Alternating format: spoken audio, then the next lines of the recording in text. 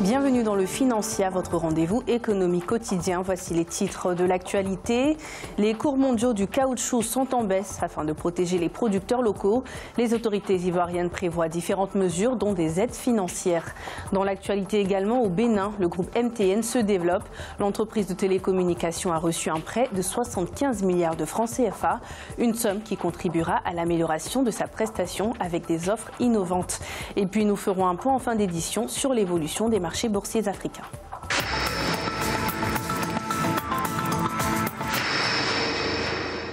Les cours mondiaux du caoutchouc sont en baisse et cela affecte négativement les revenus des producteurs ivoiriens. Afin d'y remédier, le gouvernement a mis en place certaines mesures en faveur de la filière.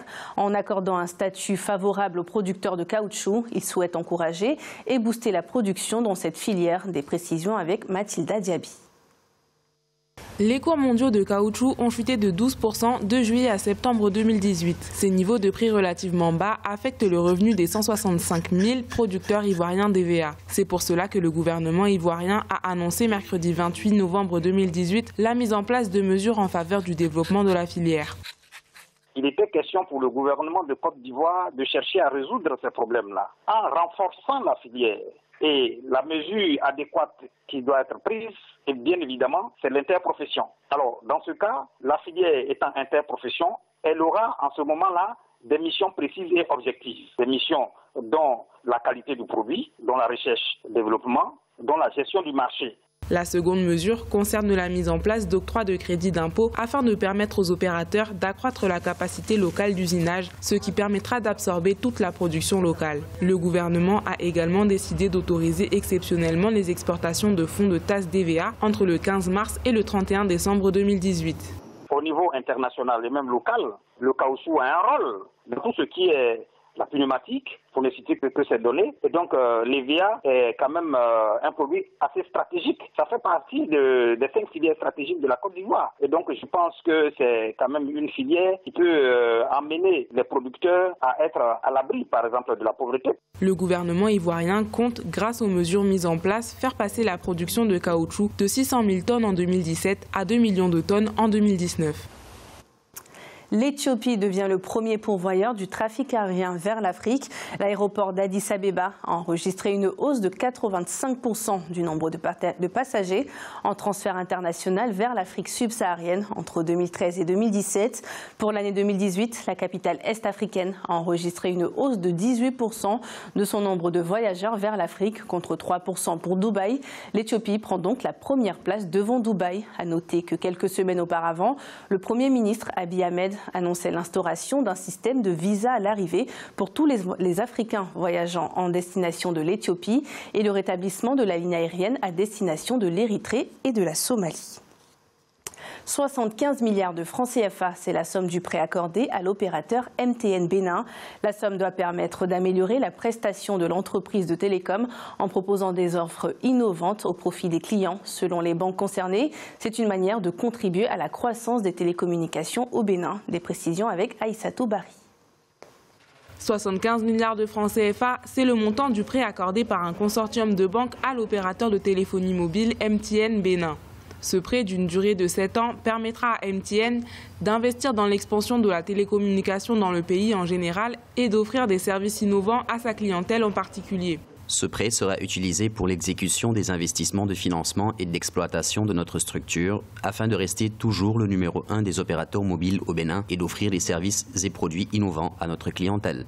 C'est la troisième fois que le groupe MTN Bénin bénéficie d'un fonds auprès des mêmes banques pour financer ses activités d'amélioration de la qualité de service. Selon la société de télécom, le renouvellement de cette action dénote de la confiance dont jouit la société auprès du consortium.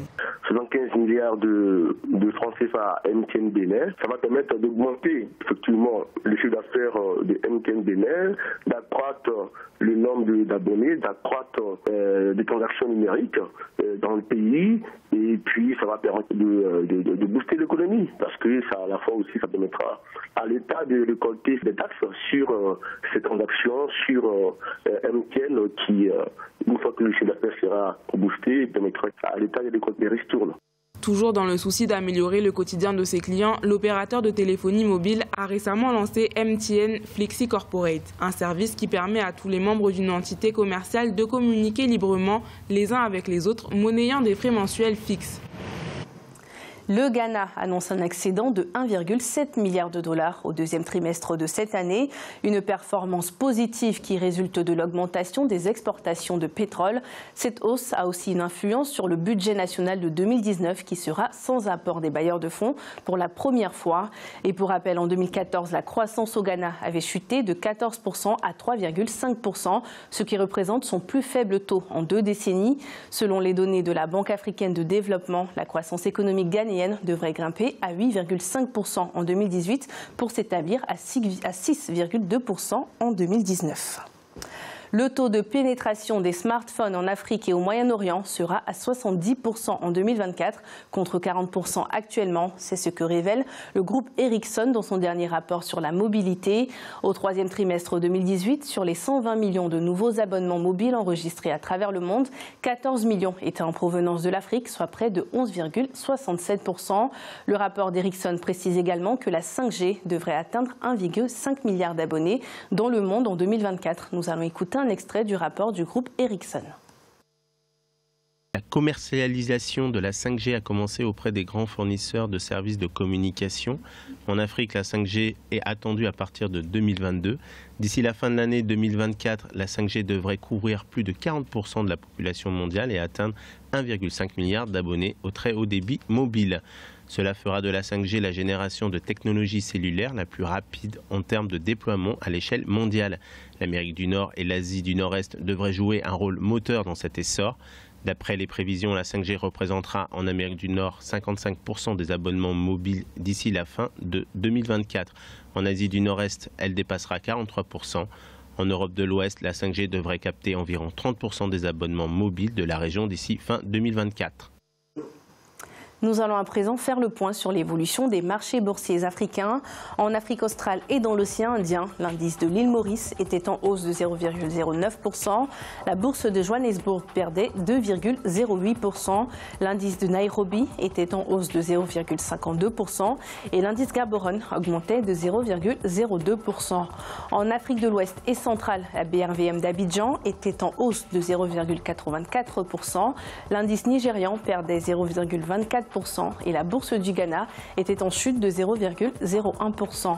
En Afrique du Nord, la bourse marocaine augmentait de 0,24%. L'indice égyptien était en hausse de 0,08% et l'indice tunisien gagnait 0,61%. C'est la fin de cette édition du Financial. Merci de nous avoir suivis. On se retrouve bientôt pour un nouveau rendez-vous de l'économie.